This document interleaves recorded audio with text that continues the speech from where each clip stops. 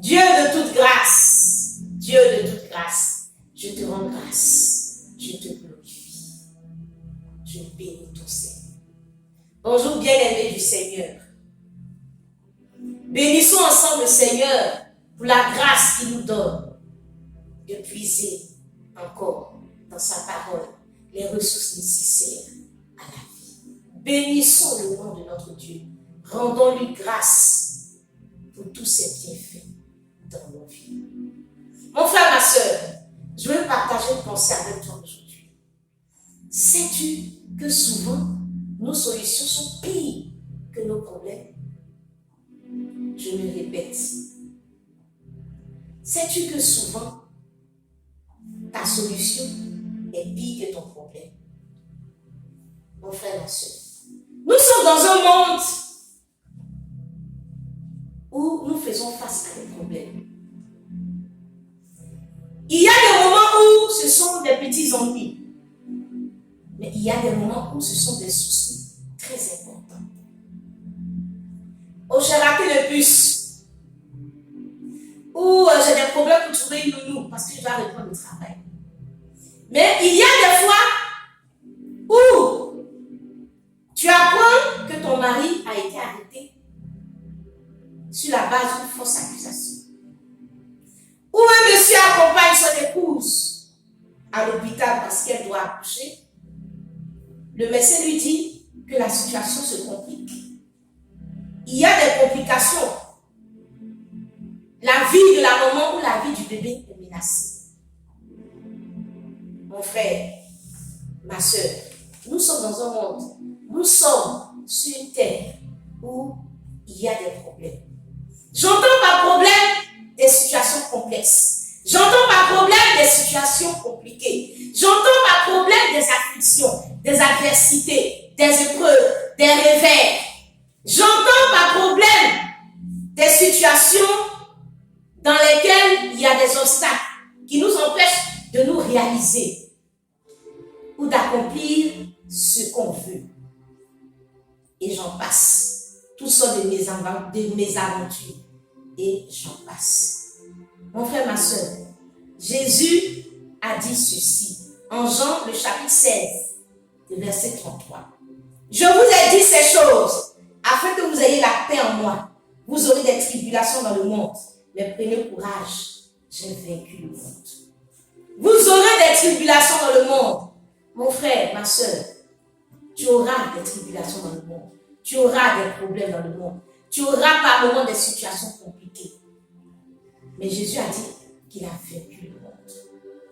Jésus lui-même, quand il était sur la terre, il a réglé des problèmes. Il y a des moments où il y avait la tempête. Il fallait faire face à la tempête. Il y a des moments où il y avait la faim. Il fallait faire face à la faim. Il y a des moments où il y avait la maladie. Il fallait faire face à la maladie. C'est vrai, nous sommes dans des temps de joie, de paix, de repos. Mais il y a des moments où il y a la maladie, où il y a des problèmes et il faut faire face. Et si tu ne fais pas face à ces problèmes-là, ces problèmes vont t'écraser. Si tu ne t'élèves pas pour que ces problèmes-là puissent trouver leur solution, ces problèmes-là peuvent t'écraser. Dans la parole du Seigneur, il y a une personne du nom de Jairus, un chef de la synagogue. Sa fille est à l'extrémité. Elle était malade, elle était à l'extrémité. Sans doute qu'il cherchait la solution. Et il va vers Jésus. Il a réfléchi, s'est dit, Jésus a la solution.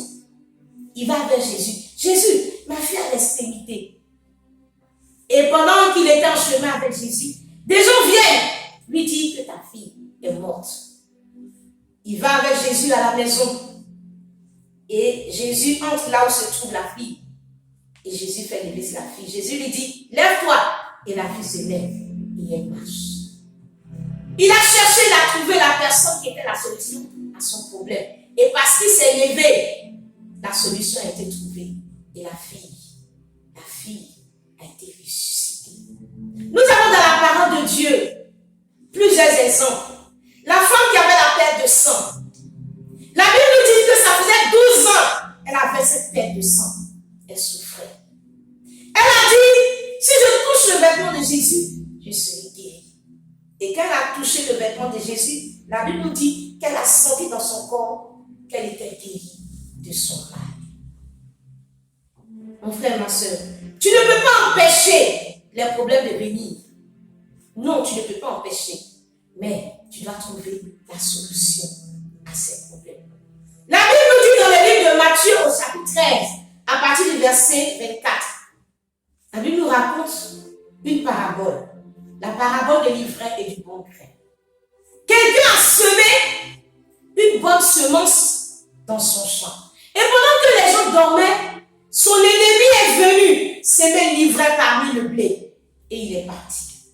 Lorsque l'herbe a poussé à donner son fruit, l'ivraie a apparu aussi. C'est un problème pour un agriculteur. C'est un problème à cause de la nuisance de l'ivraie. Il fallait trouver une solution. Les serviteurs de cet agriculteur sont venus nous proposer une solution. Veux-tu que nous arrachions l'ivraie? Mais la solution proposée a été rejetée. Il a dit non. Proposition de solution refusée. Non. Si on fait ça, ce ne serait pas sage. De peur qu'en arrachant l'ivraie, on puisse déraciner aussi le blé en même temps. Laissons croître jusqu'à la moisson et les moissonneurs vont arracher d'abord l'ivraie et ensuite ils vont amasser le blé dans le grenier. La solution qui avait été proposée n'était pas la bonne. Et si cette solution avait été acceptée, cet agriculteur allait tout perdre. Et il y a des moments où notre solution est pire que notre problème. Mon frère, ma soeur, je vais te raconter l'histoire d'une jeune fille. Cette jeune fille vivait dans une famille pauvre. Sa famille était pauvre. Elle avait des difficultés pendant l'école. Elle allait à l'école difficilement. Même pour avoir le petit déjeuner, c'était vraiment compliqué. La nourriture, au quotidien, c'était vraiment compliqué. Et cette jeune fille a commencé à réfléchir. Elle s'est dit, il faut que je me trouve un mec.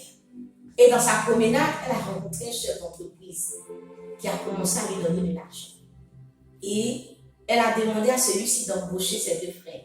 Et c'est ce qu'il a fait. Et ses deux frères faisaient des petits boulots dans l'entreprise de ce monsieur. Ce qu'elle ignorait, c'est que ce monsieur était porteur du VIH-Sida. Au bout de 2 ans, le monsieur est décédé. Quelques mois après le décès du monsieur, elle a commencé à se sentir mal. Elle va à l'hôpital et on lui dit qu'elle est en train de manifester les signes du VIH-Sida, qu'elle est porteuse de cette maladie. Elle est porteuse de cette maladie. Et cette fille, plus les jours passaient, plus elle était méconnaissable. Méconnaissable. Elle avait maigri, elle faisait la diarrhée. Et quand le monsieur est décédé, ses frères ont perdu le boulot. Donc, retour à la misère dans la maison. Et elle faisait la maladie. Et elle n'avait même pas de quoi manger, se soigner. Tout ce temps, elle était méconnaissable. Méconnaissable. Et elle est décédée. Quand elle est décédée quelques mois après, l'un de ses frères a eu un bon boulot. Un très bon boulot. Et il a commencé à faire face au charge de la famille. Et la famille est sortie vraiment de la pauvreté. Et tout a commencé à bien aller dans cette famille. Mon frère, ma soeur. La solution que cette jeune fille avait trouvée a été pire que son problème. A été plus fatale que son problème. Mon frère, ma soeur. Je veux te dire ce jour que nous avons des soucis. Mais faisons attention. Parce que souvent, la solution que nous trouvons, les solutions que nous trouvons sont pires que nos problèmes. Je sais une chose, c'est que Dieu est avec nous. Et il nous aide à trouver nos solutions.